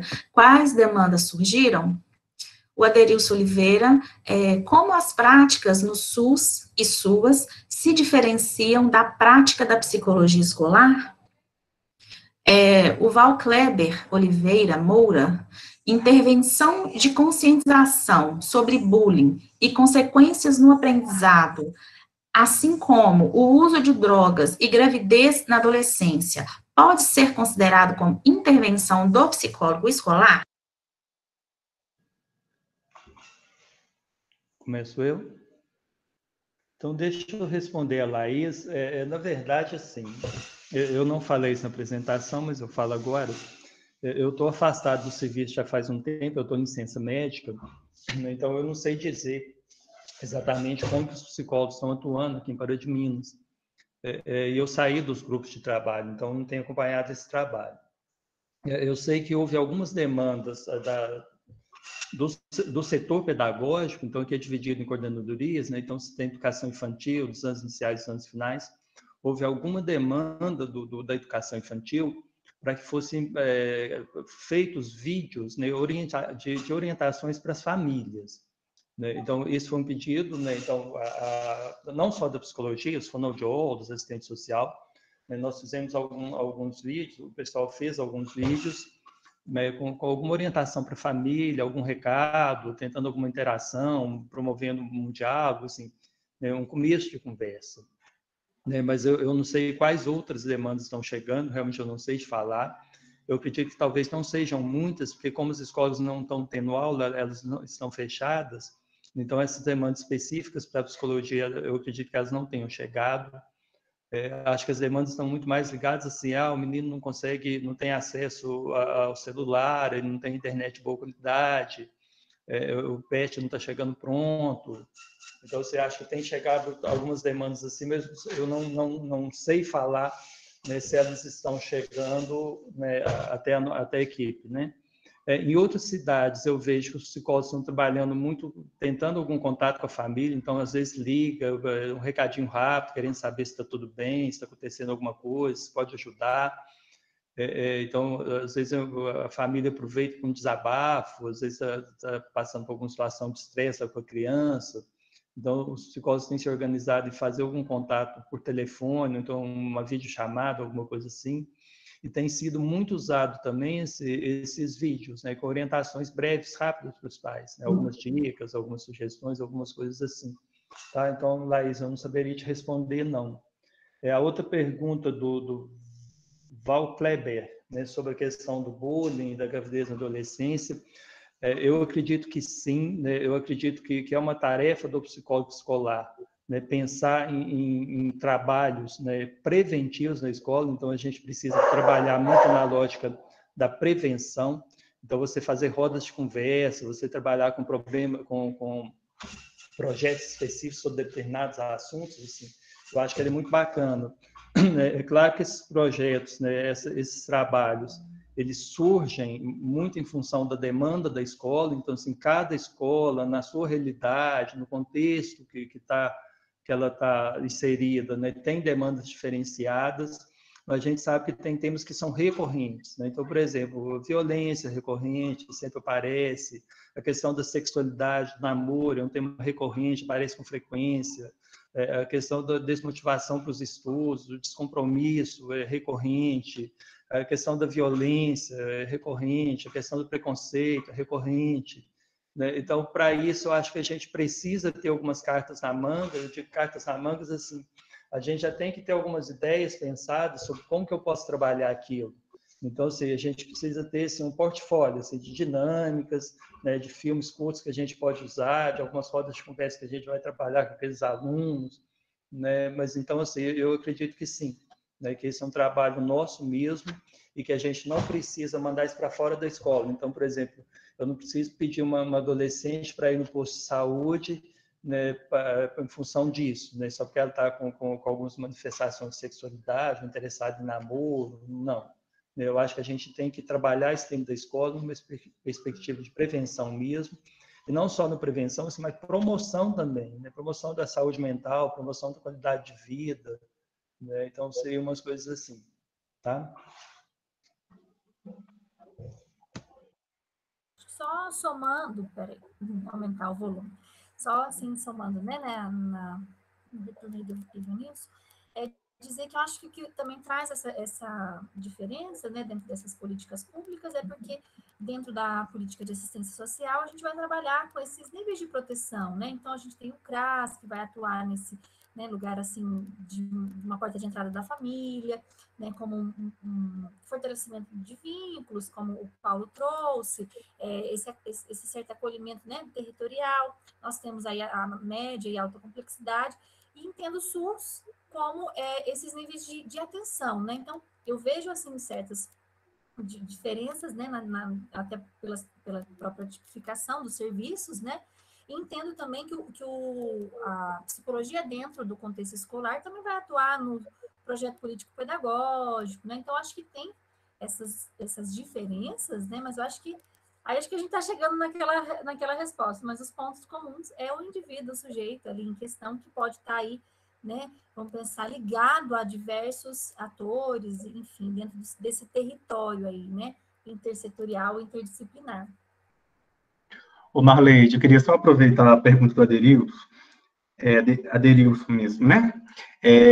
Porque isso é muito importante, é uma pergunta muito importante, inclusive, essa é a pergunta que nós temos respondido toda a Câmara Municipal que nos solicita uma consultoria, né, e a gente está junto construindo essa questão do projeto de lei, eles perguntam, mas qual a diferença, né, desse psicólogo, desse assistente social que vai trabalhar na educação?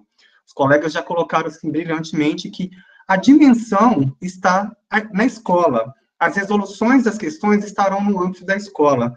Então, se eu posso trabalhar a questão do bullying, do suicídio, da questão da saúde mental, de uma maneira do posto de saúde, onde talvez pode ser tratado de forma tratativa, ou então, pode até ser preventiva, mas poucas as pessoas querem ir a um posto de saúde, se direcionar ao posto de saúde para tratar dessas questões. Na escola, como é um ambiente mais neutro, a gente pode falar isso de uma outra forma, a gente vai tratar isso de uma outra forma na escola e atingir um público que talvez não vá ao posto de saúde. A gente se diferencia nesse lugar. O outro é que a gente está pensando que a diferença está que o psicólogo escolar, né, assim como o assistente social, não vai trazer a superação da pobreza através da sua intervenção ali na educação, não é através da sua prática que ele vai fazer a diminuição das questões sociais e também as questões de renda exclusivamente na escola. Também o psicólogo não vai clinicar ali na escola, que é uma das grandes expectativas que a gente vá para esse ambiente para resolver situações, como eu disse lá atrás, do aluno problema. A diferenciação está justamente em construir esse espaço escolar, um espaço que seja favorável para que esse sujeito se desenvolva na perspectiva do direito, aonde ali ele possa, né, tomar consciência dos seus processos de formação, aonde ali ele possa se organizar enquanto sujeito e também ter as suas demandas ali entendidas. Por tratar o bullying na escola, é trazer para o estudante a perspectiva de que na sociedade, de que isso não é aceito fora. Então, você está formando um ambiente que está sendo vai ser um reflexo de uma sociedade que a gente defende. Então, pensando que se na escola a gente trabalha a questão de bullying, de gravidez, seja essas questões até de saúde mental, é pensar que os sujeitos têm o direito de vivenciar na sociedade um espaço livre dessas questões. Então, quando a gente pensa a escola e questiona se esse ambiente não está, inclusive, às vezes, reproduzindo aspectos da sociedade que favorece essa questão do adoecimento, é para isso que o psicólogo, é para isso que o assistente social está inserido, para minimizar. Porque eu até falo, eu quero que os nossos estudantes tenham a única preocupação com o ensino e aprendizado. Não quero que ele vá preocupado indo para a escola se ele vai sofrer bullying pela sua orientação sexual, pela sua questão social e financeira, pelas questões familiares que ele vivencia. A escola tem que ser um lugar livre disso, e o serviço social psicólogo deve trabalhar para isso. Então, acho que também pode delimitar um pouco sobre isso. E eu acho também assim, que uma das obrigações que a gente tem, né, de levar essas reflexões para dentro da escola, é porque tem muita coisa que é produzida pela própria escola, né, e às vezes a escola não se dá conta disso. Né? Então, a escola produz violência, a escola segrega, a escola discrimina. Não faz isso de má vontade, assim, não é o professor que faz isso, é a instituição escola, a organização que se tem, as políticas que se tem, né, elas colocam-se alguns limites, alguns parâmetros, assim, eles precisam ser pensados, né? Não vou dizer nem precisam ser questionados. Agora, tem uma outra coisa também, né, que a gente precisa tomar muito cuidado, né? Aí falando só da psicologia, né, o próprio profissional, às vezes, assim, por mais que tenha diretrizes, que tenha referências, assim, às vezes ele constrói, né, na escola um espaço que ele vai usar preferencialmente para clinicar. E, às vezes, sem ter consciência disso. Né? Aí a gente vai ter que pensar na formação que anda acontecendo, como é que as graduações estão se dando, a lei é recente, então você acha que as faculdades também vão precisar se organizar, né, e levar isso em termos de disciplina, optativas, assim, quais que seriam, né, eu não sei dizer, mas a clínica ela é muito sedutora, assim, já foi mais, assim, na época que eu estudei, né, então a clínica era basicamente hegemônica, então hoje isso já não está tanto assim, né, mas então a gente nem precisa, os conselhos, assim, os profissionais assim, que estão mais engajados, né, já estão mais por dentro do papel, das atribuições do psicólogo dentro da escola, do serviço social dentro da escola, assim, eles precisam levar muito esse diálogo para a própria categoria, para a categoria ter consciência, né, de que, né, que ela pode, ou o que ela deve, ou o que se aconselha que se faça dentro da escola. Né, porque a gente tem, pelo menos no CRP, a gente tem referências, a gente não tem proibições. Né? Então, você tem diretriz, né? que o psicólogo ele, talvez deva seguir, mas não existe proibições nesse sentido. Tá? Então, assim, a própria categoria vai precisar conversar muito sobre isso. Sim, e eu penso também, né, Ivanilson, essa pergunta, o fazer do psicólogo no SUS, na escola, tipo assim, é o mesmo, né? Eu acho que a gente tem que pensar que o sujeito é o mesmo, né? Esse adolescente, como a Caroline frisou, né? O adolescente que está na escola, que está no CRAS, está no CRES, ele é o mesmo. Né? Então, quando a gente chama, né, para esse trabalho intersetorial, a gente está entendendo isso, nós estamos trabalhando com o mesmo sujeito, mas o objeto da nossa intervenção é outro, né? O objeto da intervenção do psicólogo e do assistente social na escola é as questões relativas né, os elementos do ensino-aprendizagem, a educação, né, as relações escolares, enfim, o objeto de intervenção de um psicólogo no SUAS, né, são as questões sociais, são as questões relativas à proteção, né, à garantia dos direitos e à proteção social, né, e no SUS, as questões relativas à saúde mental, né, então acho que é isso, né? O sujeito é o mesmo, às vezes fica um pouco confuso, mas a gente pensar por esse caminho, a gente consegue tocar, né, essa resposta. E assim, como a psicologia tem muito essa coisa de também, essa hegemonia da clínica, né, a psicoterapia, ela é uma possibilidade, uma ferramenta, né, para a gente intervir. E nem todas as questões que são colocadas, né, e aí principalmente no SUS, no SUAS, né, a gente não consegue, a psicoterapia não dá conta, né, de responder e intervir às necessidades de proteção social e de garantia de direitos, né, então a gente tem que trabalhar de uma outra perspectiva, né, não da clínica, na escola, no SUAS, por exemplo, né? Bom, gente,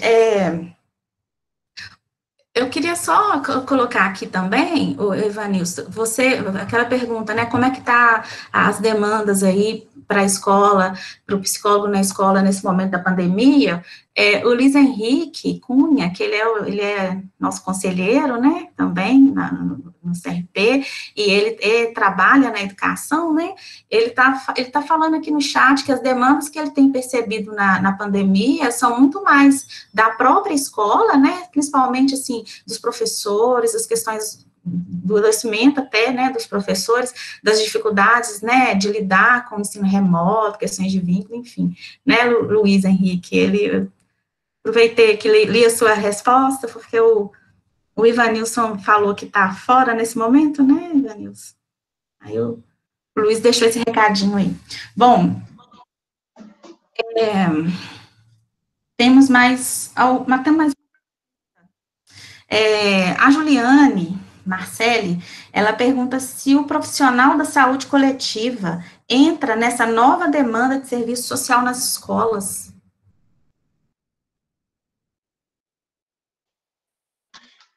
Quer dizer, aquele que é formado com a saúde coletiva, ou sanitarista, é isso?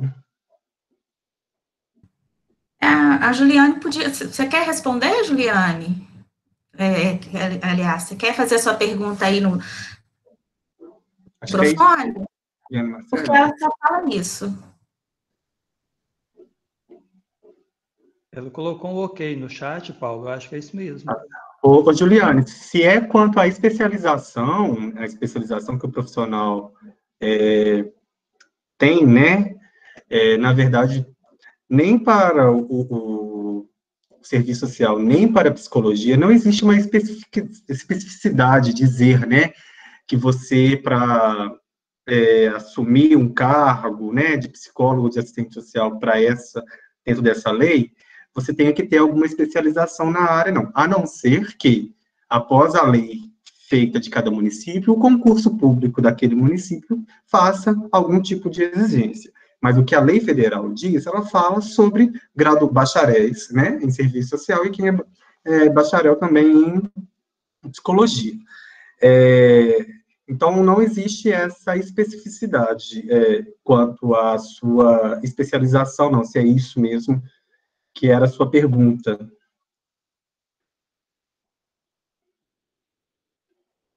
Assim, podendo todos participarem.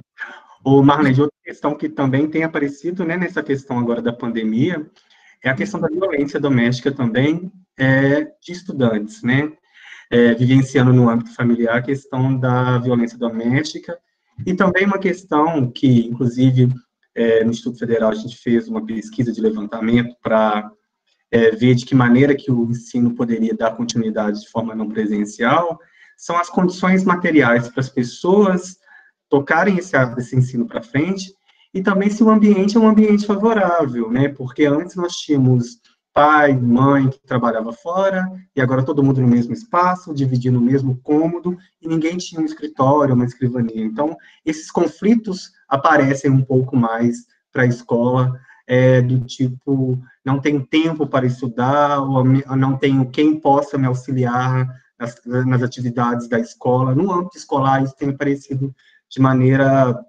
forte, sabe? E é uma questão que tanto o serviço social quanto a psicologia têm buscado trazer estratégias de enfrentamento dessa questão, que não é uma questão fácil de ser resolvida.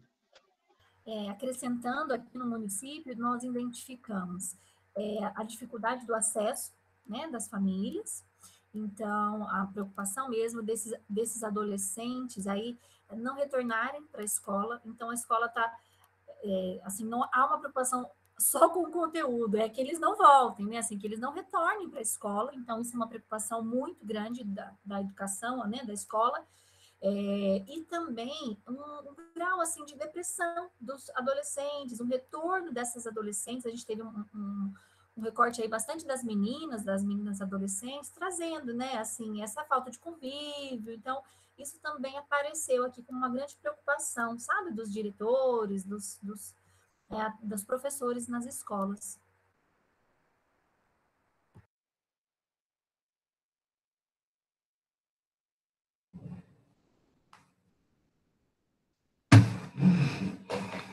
Bom, não temos mais perguntas. Alguém quer fazer algum comentário, quer abrir o áudio? Eu acabei de digitar, porque, na verdade, estou fazendo uma pesquisa sobre um meio de intervenção nas escolas, né? Então, não é nenhuma pergunta, assim, seria possível disponibilizar esse vídeo da discussão que houve hoje, porque me seria muito útil para desenvolver o que eu pretendo, o que normalmente eu tenho que fazer, né, com os colegas, que é para a faculdade, um trabalho. Sim, esse vídeo, todos os vídeos, né, as lives da Semana da Psicologia, eles vão ficar disponíveis nas redes, né, do YouTube. Os que estão acontecendo as lives vão ficar no canal do YouTube, do CRP, e esses que são pelo Google Meet, eu creio que vão ficar no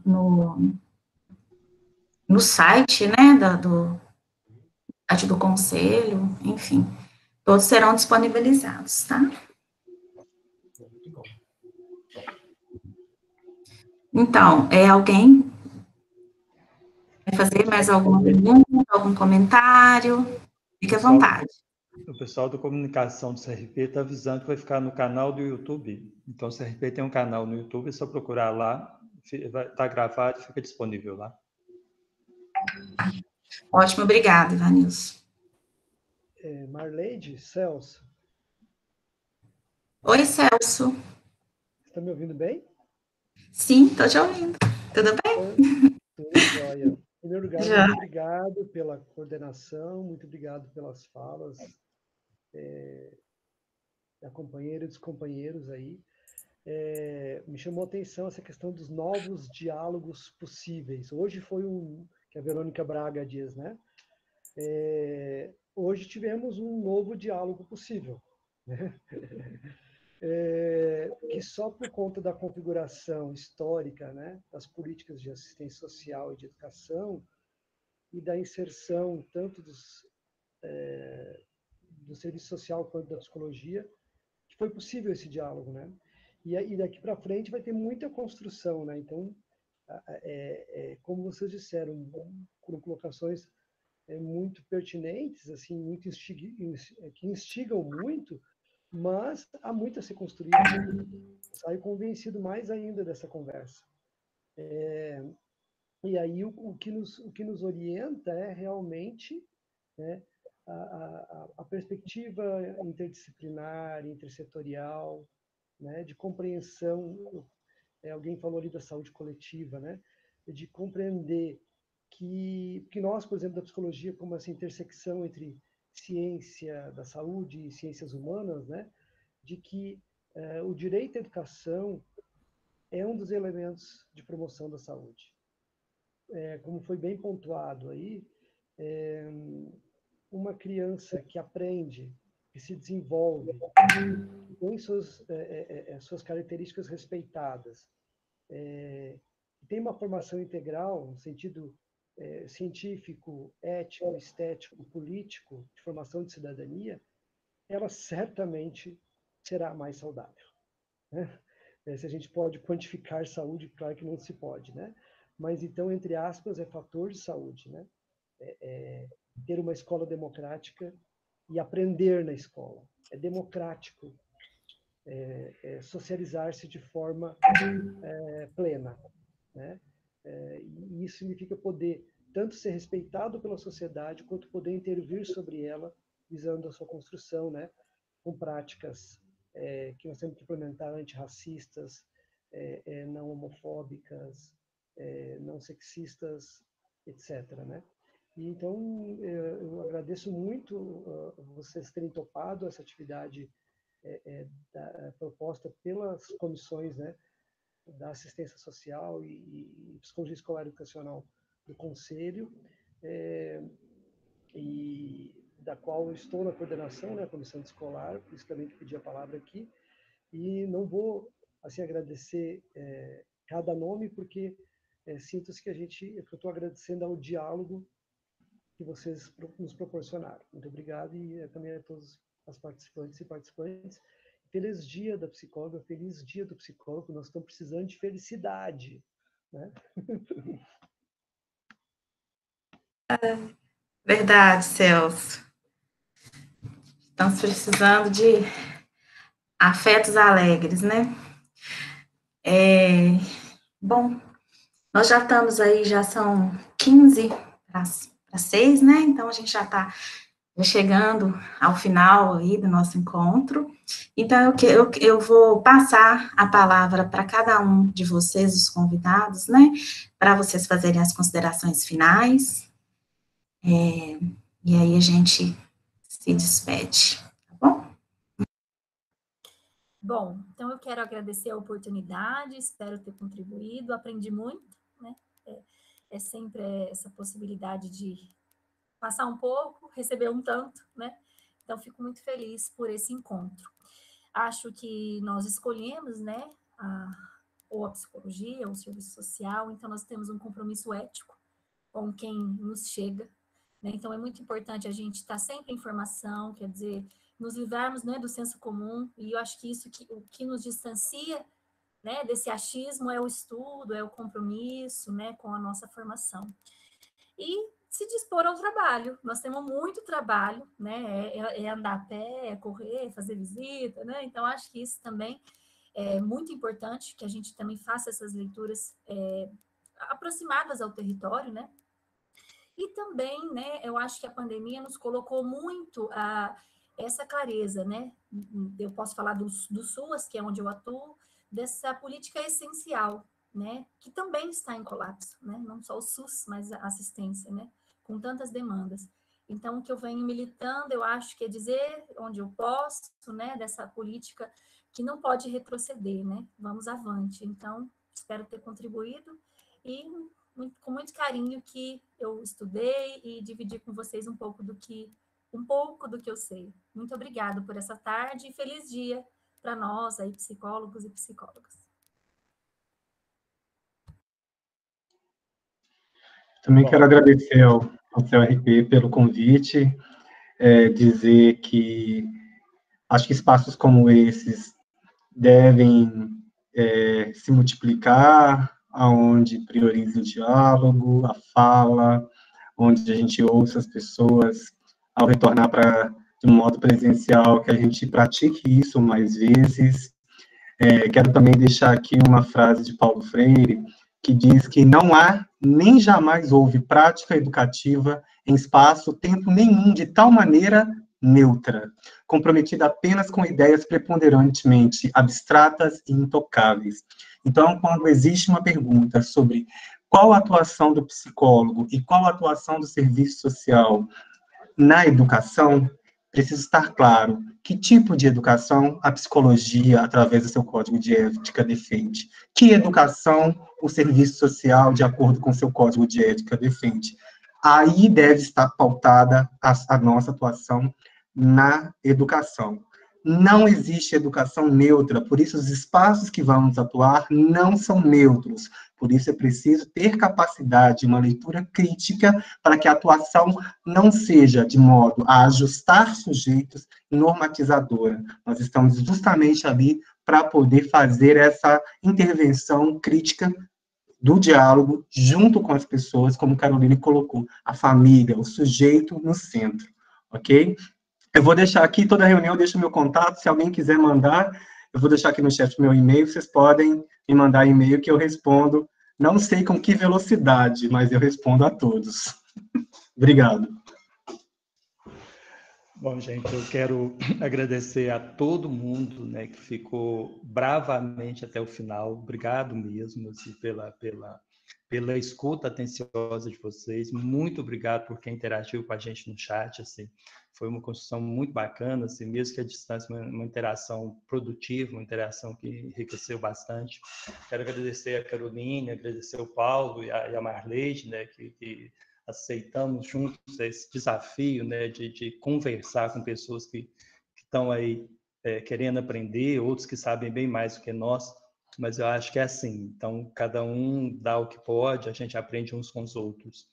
Eu quero dizer também assim, que a lei foi aprovada, o Fundeb foi aprovado, mas as leis, assim, elas são diretrizes, elas nos dão um norte, elas nos apontam para onde a gente tem que ir, né? Então, o dia a dia é que a gente vai poder colocar em prática aquilo que a gente acredita, né? E eu acho que a gente vai precisar fazer isso com muito cuidado, com muito carinho, de uma forma bastante ética. Então, nós temos diretrizes, nós temos referências, nós temos experiências de trabalhos, né, tanto na psicologia quanto no serviço social, né, de atividades que estão sendo realizadas, estão mostrando resultado. Então, acho que a gente precisa dar uma passeadinha nisso, a gente precisa ler um pouquinho, conhecer um pouquinho, para quando a gente chegar na escola, né, a gente não se atrapalhar. Eu acho que essa lei, assim, não é só uma questão de ter criado um campo de trabalho para o psicólogo e assistente social. Ela cria um compromisso de que o serviço social e a psicologia podem contribuir para a melhoria da qualidade da educação do Brasil, e a gente tem referências para isso. Então, tanto a psicologia quanto o serviço social, nós temos referência do que fazer. Então, nós temos teorias, nós temos práticas, e a gente precisa conhecer isso melhor. Então, já falando assim, o CRP ele tem as comissões, né? Então tem a comissão de orientação de psicologia escolar e educacional, ela tem reunião todo mês, as reuniões estão sendo virtuais, então entra no site CRP, descobre lá, faz sua inscrição, participa das reuniões, na aba lá do CRP, lá tem a aba da comissão de orientação de psicologia escolar e educacional, você tem lá 2 e-books que foram construídos com mostras de práticas que foram realizadas, práticas em psicologia escolar e educacional. Tem folders também orientativos que foram construídos. Então, assim, tem um material muito bacana, né, que pode orientar, que pode nos dar um primeiro caminho para quem está meio perdido. Nas subsedes, né, muitas delas têm as comissões organizadas, então quem mora em outra cidade que não seja Belo Horizonte, procure conhecer se a comissão está funcionando, participe das reuniões, isso é muito importante. Não só da psicologia escolar, mas tem do SUAS, né, tem do SUS, né, tem da Organizacional de Trabalho, então assim, tem muita coisa acontecendo, né, que o CRP está promovendo, que a gente pode participar, porque isso é feito para os psicólogos, é feito pensando nos psicólogos. Então, eu queria aproveitar esse espaço para divulgar. Quem não conhece, entra no site, procura conhecer, né, o que se tem de material escrito e os espaços que a gente tem de participação, ok? Então, assim, no mais, muito obrigado a todos, assim, pela atenção, pela paciência, assim, boa noite, boa semana para todo mundo.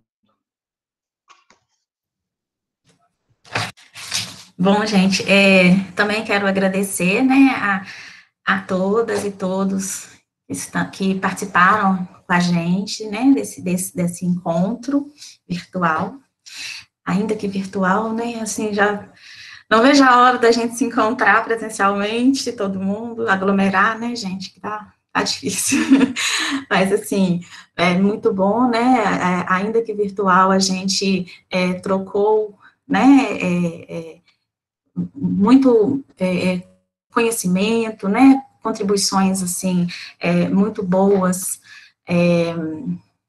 e a gente trocou afetos positivos aqui, alegres, né? Então, assim, muito bom, né? Quero agradecer a Caroline, ao Ivanilson, ao Paulo, né? Pela disponibilidade, pela gentileza, né? De estar aqui com a gente, trocando, né? Saberes, né? E fazeres, né? E quero também desejar um feliz dia para todas as psicólogas e psicólogos, né? E amanhã ainda, amanhã já era o dia 27, amanhã ainda a gente tem mais encontro, a gente tem uma live amanhã, né, ainda, então, assim, fiquem ligados.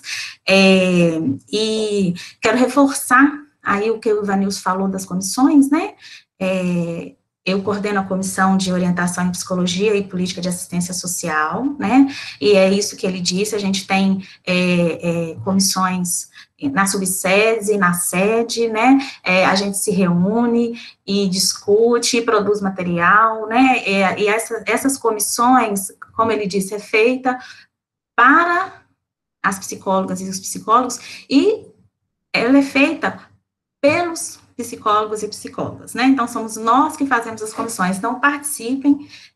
Agora nesse momento de pandemia, a gente está até com mais facilidade, porque a gente está fazendo reuniões online, né, às vezes quando era presencial, as pessoas ficavam meio assim, não, depois do trabalho, né, enfim, agora no online facilita, né, então participem com a gente, tá, e então é isso, né?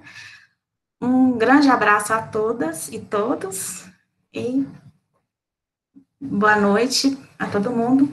Beijo grande. Obrigada.